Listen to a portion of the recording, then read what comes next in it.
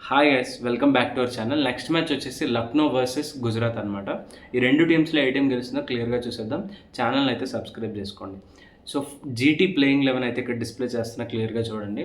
జీటీకి plus point ఏంటంటే బ్యాటింగ్లో ఎవరో ఒకరు ప్రతి సీజన్ నిలబడిపోతున్నారు. అదైతే భారీ భారీ ప్లస్. ఎస్పెషల్లీగా చెప్పుకోవాలంటే గిల్ మంచి ఫామ్లో కనిపిస్తున్నాడు. సాయి సుదర్శన్ కన్సిస్టెంట్గా అదరగొడుతున్నాడు. అలాగే కేన్ విలియమ్సన్ని తీసుకొచ్చారు డేవిడ్ మిల్లర్ స్థానంలో. తను కూడా డీసెంట్ నాక్ అయితే ఆడాడు లాస్ట్ మ్యాచ్లో. ఇక ఇక మనం చూసుకున్నట్లయితే ఇక్కడ డిసప్పాయింట్మెంట్ ఏంటంటే మనకి వృద్ధిమాన్ సాహా బ్యాటింగ్ అయితే కనీసం కూడా తను 30స్లోకి కన్వర్ట్ చేయలేకపోతున్నాడు. అదైతే చాలా చాలా ఇబ్బందిగా అనిపిస్తుంది. ఇంకొకటి ఏంటంటే బౌలింగ్లో వీళ్ళు సరిగ్గా పెర్ఫామ్ చేయలేకపోతున్నారు. అదైతే నాకు చాలా చాలా ఇబ్బంది అనిపిస్తుంది. ఎస్పెషల్లీ ఉమేష్ యాదవ్ రన్స్ ఎక్కువ ఇచ్చేస్తున్నాడు. 3 ఓవర్స్లో 35 రన్స్ దాకా ఇచ్చేస్తున్నాడు. వికెట్స్ ఎక్కువ తీసుకోలేకపోతున్నాడు. ఇకపోతే మిగతా బౌలర్స్ కూడా, రషీద్ ఖాన్ కూడా రన్స్ ఎక్కువ లీక్ చేయడం మనం చూస్తున్నాం. ఈ సీజన్లో ఎక్కువ వికెట్స్ అయితే లేవు. సో వీళ్ళకి అదే main disappointment. Only Mohit Sharma మీద డిపెండ్ అవుతున్నారు.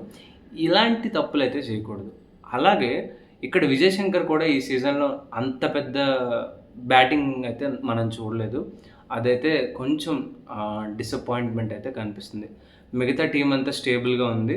సో వీళ్ళు కనుక బౌలింగ్ ఇంప్రూవ్ చేసుకుంటే టీం అయితే చాలా చాలా స్ట్రాంగ్ అయ్యే అవకాశం ఉంది. సో అదైతే వీళ్ళు చూసుకోవాలి. స్పిన్ బౌలింగ్ ఉంది, కానీ ఫాస్ట్ బౌలింగ్ ఇంకా ఇంప్రూవ్ అయితే బెటర్ అని చెప్పొచ్చు. ఇకపోతే లక్నో చూసుకున్నట్లయితే ఆల్రెడీ మనకి లక్నో 2 మ్యాచ్లు గెలిచి 1 మ్యాచ్ అయితే ఓడిపోయారు.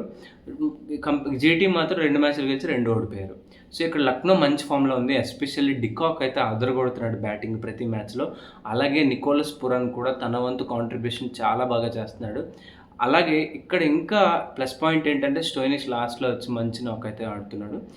వీళ్ళకి భారీ ప్లస్ ఏంటంటే full batting lineup with bowling కూడా. బౌలింగ్లో ఈసారి మయాంక్ సూపర్గా బౌలింగ్ వేస్తున్నాడు. తను హయ్యెస్ట్ పేస్ అయితే రికార్డ్స్ నమోదు చేసుకుంటున్నాడు ఈ ఐపీఎల్ సీజన్లో. ఎక్స్ట్రాడినరీ పేస్ అనమాట. తను కూడా కీలకంగా మారే అవకాశం ఉందన్నమాట.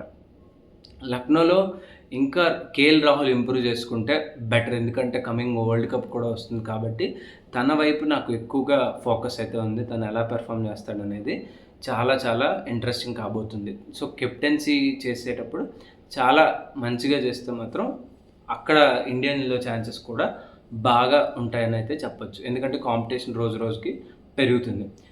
సో లక్నోలో బౌలింగ్ బాగుంది.